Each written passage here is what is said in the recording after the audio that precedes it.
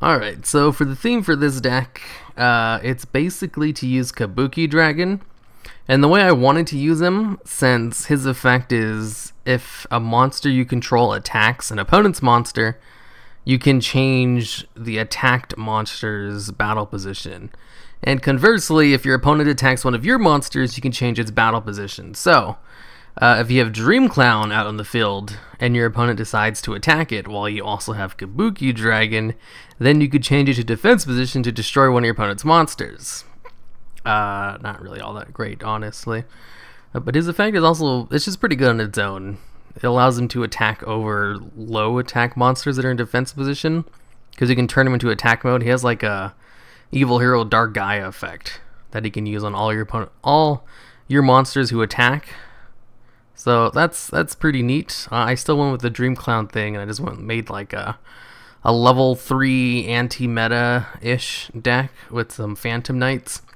Basically, I just have the Phantom Knight support cards because they're actually like really good in anti-meta decks.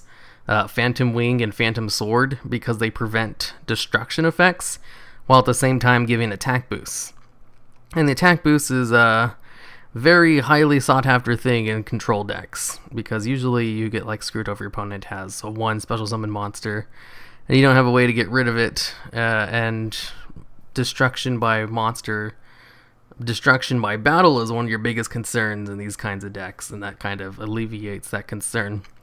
Plus, I just threw in Stumbling just for Dream Clown. It's kind of a mixed bag of a deck. It's like level 3. It also has some control cards, kind of. Not really, doesn't really commit to it, and it also has Kabuki Dragon, which is kind of random in it.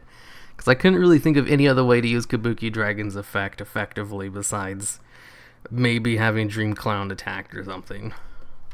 And yet, now that I think about it, I probably could have just thrown in like Ojama Trio. That'd probably be the best way to use its effect.